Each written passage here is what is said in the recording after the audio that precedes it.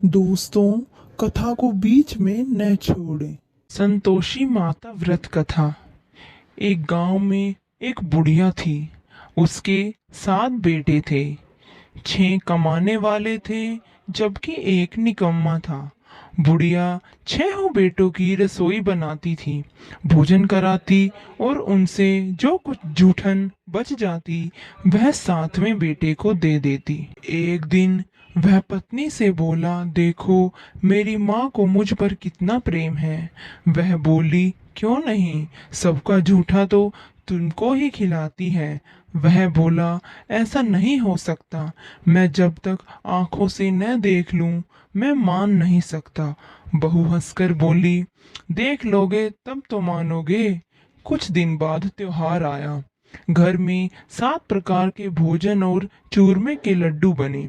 वह जांचने को सिर दुखने का बहाना कर पतला वस्त्र सिर पर ओढ़े रसोई घर में सो गया। वह कपड़े में से सब देखता रहा। 6 भाइयों को भोजन कराने लगी बुढ़िया माई। उसने देखा माँ ने उनके लिए सुंदर आसन बिछाकर नाना प्रकार की रसोई परोसी और आग्रह करके उन्हें जमाया। वह देखता रहा। 6 भाइयों के भोजन करने के बाद जब वे उठे तो उनके बर्तनों में जो भी झूठे बूंदी के लड्डुओं के टुकड़े बचे थे उन्हें उठाकर माँ ने एक लड्डू बनाया।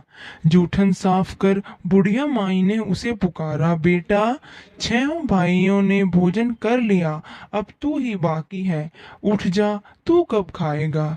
वह कहने लगा, माँ मुझे भोजन नहीं करना, अब मैं परदेश जा रहा हूँ। माँ ने कहा, कल जाता सो आज चला जा। वह बोला, हाँ आज ही जा रहा हूँ माँ। यह कहकर वह घर से निकल गया। चलते समय उसे अपने पत्नी की याद आई। वह गौशाला में उपले थाप रही थी। वहां जाकर बोला, हम जामे परदेस आवेंगे कुछ काल। मैं तो परदेश जा रहा हूँ, कुछ समय बाद आऊंगा, तुम अपना ध्यान रखना। उसकी पत्नी बोली, जाओ पिया, आनंद से हमारो सोच हटाए कि आप आनंद से खुशी खुशी जाइए और मेरी चिंता मत कीजिए, मैं यहाँ आराम से रहूंगी। वह बोला, मेरे पास तो कुछ भी नहीं है, यह अंगूठी है, सो ले और अपनी कुछ निशानी मुझे दे। वह बोली, मेरे पास क्या है, यह गोबर भरा हाथ है। और यह कहकर उसकी पीठ पर गोबर के हाथ की थपकी मार दी। वह चल दिया। चलते चलते दूर देश पहुंचा।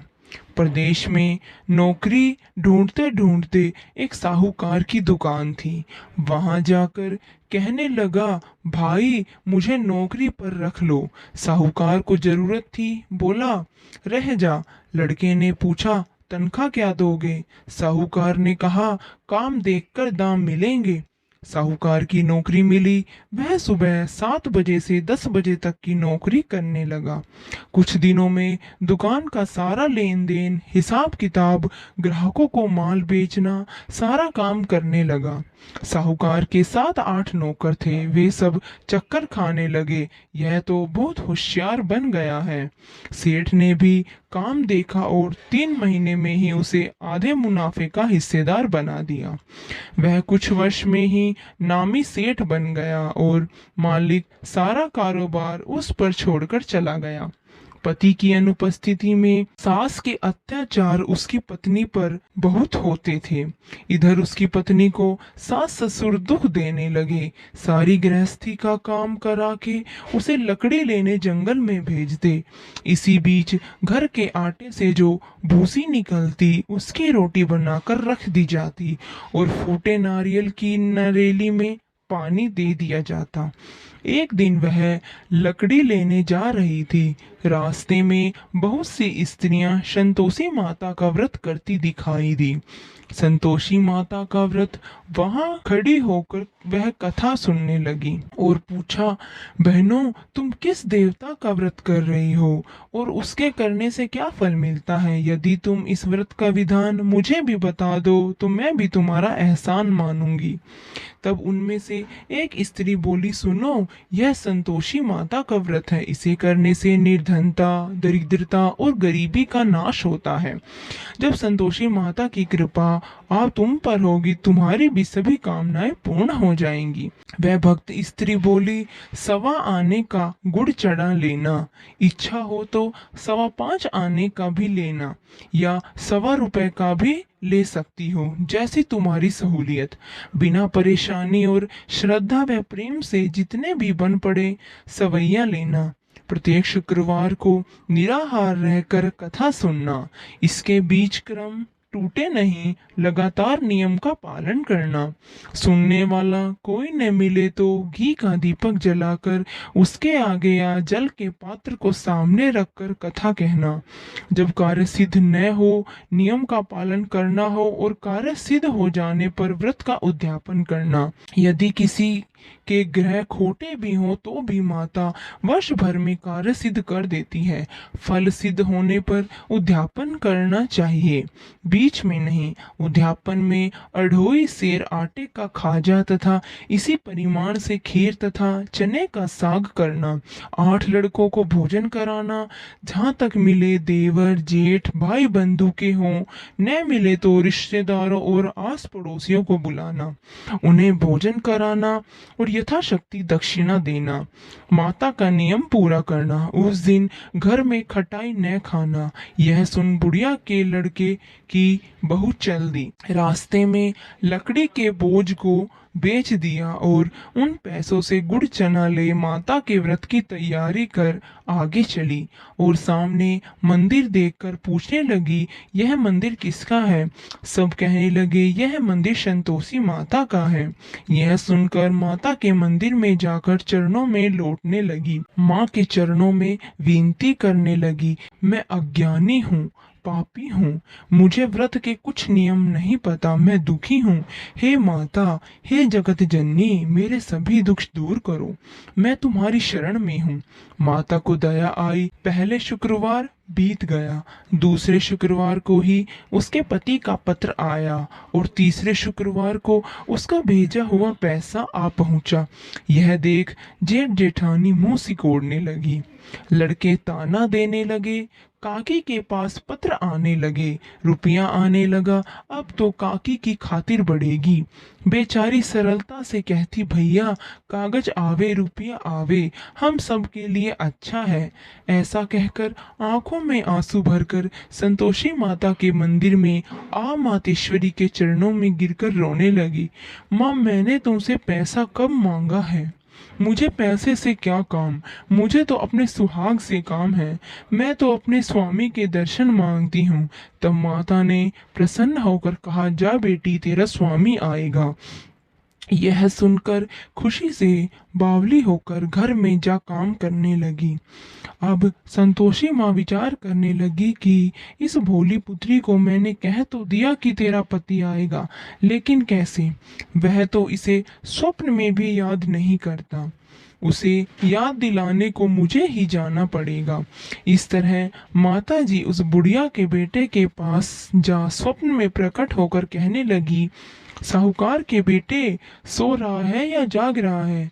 वह कहने लगा, माता सोता भी नहीं जागता भी नहीं हूँ, कहो क्या आज्ञा है?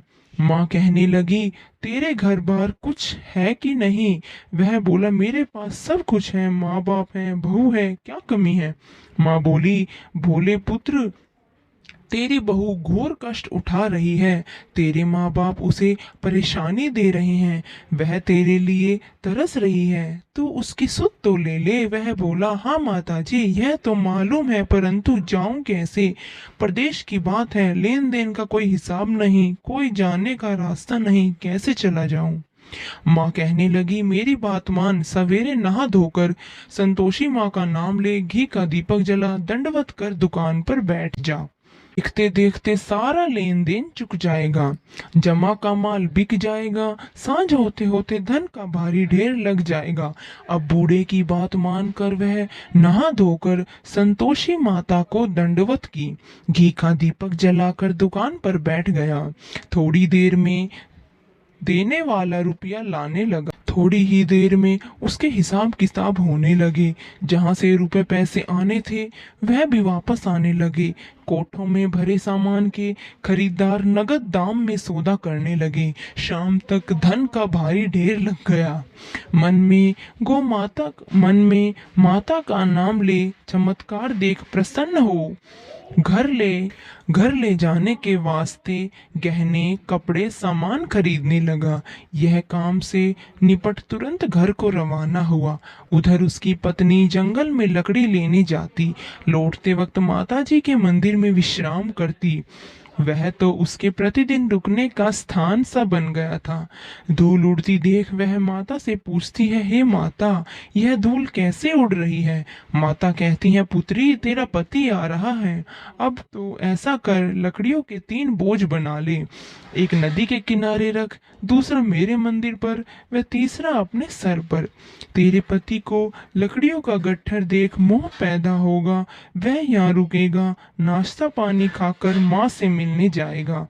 तब तू लकड़ियों का बोझ उठाकर जाना और चौक में गट्ठर डालकर जोर से आवाज लगाना, लो सासू जी, लकड़ियों का गट्ठर लो, भूसी की रोटी दो, नारियल के खोपड़े में पानी दो, आज मेहमान कौन आया है। माताजी से बहुत अच्छा कहकर वह प्रसन्न मन से लकड़ियों के 3 गट्ठर बनाई। एक नदी के किनारे पर और एक माताजी के मंदिर पर रख दिया। इतने में मुसाफिर आ पहुंचा। सूखी लकड़ी देख उसे इच्छा उत्पन्न हुई कि हम यहीं पर विश्राम करें और भोजन बनाकर खा पीकर गांव जाएं। इसी तरह रुक कर भोजन बना विश्राम करके गांव को गया। सबसे प्रेम से मिला। उसी समय सिर पर लकड़ी का गट्ठर लिए वह उतावली सी आती है। लकड़ियों का भारी बोझ आंगन में डालकर जोर से 3 आवाज देती है, लो सासू जी, लकड़ियों का गट्ठर लो, भूसी की रोटी दो, आज मेहमान कौन आया। यह सुनकर उसकी सास बाहर आकर अपने दिए हुए कष्टों को भुलाने हेतु कहती है, बहू ऐसा क्यों कहती है? तेरी मालिक ही तो आया है। आ बैठ, मीठा भात खा, भोजन कर, कपड़े गहने पहन, उसकी आवाज सुन। उसका पति बाहर आता है, अंगूठी देख व्याकुल हो जाता है। माँ से पूछता है, माँ यह कौन है? माँ बोली, बेटा यह तेरी बहू है। जब से तू गया है तब से सारे गांव में भटकती रहती है, घर का कुछ काम नहीं करती, 4 पहर आकर खा जाती है। वह बोला, ठीक है माँ, मैंने इसे भी देखा और तुम्हें भी, अब दूसरे घर की ताली दो, उसमें रहूंगा। माँ बोली, ठीक है, जैसी तेरी मर्जी। तब वह दूसरे मकान की तीसरी मंजिल का कमरा खोल सारा सामान जमाया। एक दिन में राजा के महल जैसा ठाठ बाट बन गया। अब क्या था, बहुत सुख भोगने लगी। इतने में शुक्रवार आया। शुक्रवार व्रत के उद्यापन में हुई भूल, किया खटाई का इस्तेमाल। उसने पति से कहा, मुझे संतोषी माता के व्रत का उद्यापन करना है। पति बोला, कर लो। वह उद्यापन की तैयारी करने लगी। जिठानी के लड़कों को भोजन के लिए बुलाया। उन्होंने मंजूर किया, परंतु पीछे से जेठानी ने अपने बच्चों को सिखाया, देखो भोजन के समय खटाई मांगना, जिससे उसका उद्यापन पूरा न हो। लड़के जीमने खाए, खीर खाना पेट भर के खाई, परंतु बाद में खाते ही कहने लगे, हमें खटाई दो, खीर खाना हमको नहीं भाता। यह देखकर अरुचि होती है। वह कहने लगी, भाई खटाई किसी को नहीं दी जाएगी, यह तो संतोषी माता का प्रसाद है। लड़के उठ खड़े हुए।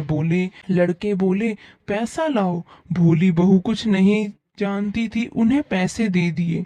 लड़के उसी समय हट करके इमली खटाई ले खाने लगे। यह देखकर बहू पर माताजी ने कोप किया। राजा के दूत उसके पति को पकड़ कर ले गए। जेठ जेठानी मन माने वचन कहने लगे, लूट लूट कर धन इकट्ठा कर लाया है, वह सब मालूम पड़ जाएगा जब जेल की मार खाएगा। बहू से सहन नहीं हुआ। माँ संतोषी से माफी मांगने लगी। रोती हुई माताजी के मंदिर गई। तुमने क्या किया? हंसकर अब भक्तों को रुलाने लगी हो। माता बोली, बेटी तूने उद्यापन करके मेरा व्रत भंग किया है। वह कहने लगी, माता मैंने कुछ अपराध किया है, मैंने तो भूल से लड़कों को पैसे दिए थे, मुझे क्षमा करो, मैं फिर तुम्हारा उद्यापन करूंगी। माँ बोली, अब भूल मत करना। वह कहती है, अब भूल नहीं करूंगी। अब बतलाओ वे कैसे आवेंगे। माँ बोली, जा पुत्री, तेरा पति तुझे रास्ते में ही आता मिलेगा। वह निकली, राह में पति आता मिला। वह पूछी, कहाँ गए थे। वह कहने लगा, इतना धन जो कमाया है उसका टैक्स राजा ने मांगा था, वह भरने गया था। वह प्रसन्न होकर बोली, भला हुआ, अब घर को चलो। कुछ दिन बाद फिर शुक्रवार आया। उसने फिर उद्यापन किया। पति ने कहा, बहू फिर जेठ के लड़कों को भोजन के लिए बुलाई। जेठानी ने एक दो बातें सुनाई और सब लड़कों को सिखाने लगी, तुम सब लोग पहले ही खटाई मांगना। लड़के भोजन से पहले कहने लगे, हमें खीर नहीं खानी, हमारा जी बिगड़ता है, कुछ खटाई खाने को दो। वह बोली, खटाई किसी को नहीं मिलेगी, आना हो तो आओ। वह ब्राह्मण के लड़के लाकर भोजन कराने लगी। यथाशक्ति दक्षिणा की जगह एक एक फल उन्हें दिया। संतोषी माता प्रसन्न हो गई। माता की कृपा होते ही 9वें मास में उसके चंद्रमा के समान एक सुंदर पुत्र प्राप्त हुआ। पुत्र को पाकर प्रतिदिन माता जी के मंदिर जाती। माँ ने सोचा, यह रोज आती है, आज क्यों न इसके घर चलूं। यह विचार कर माता ने भयानक रूप बनाया। गुड़ चने से सना मुख, ऊपर सूंड के समान होठ, उस पर मक्खियां भिन भिन कर रही थी।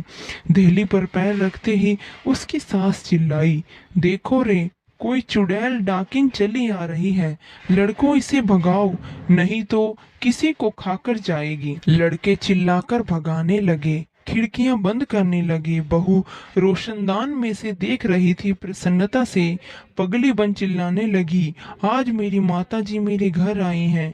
वह बच्चे को दूध पीने से हटाती है। इतने में सास का क्रोध फट पड़ा। वह बोली, क्या उतावली हुई है, बच्चे को पटक दिया। इतने में माँ के प्रताप से लड़के ही लड़के नजर आने लगे।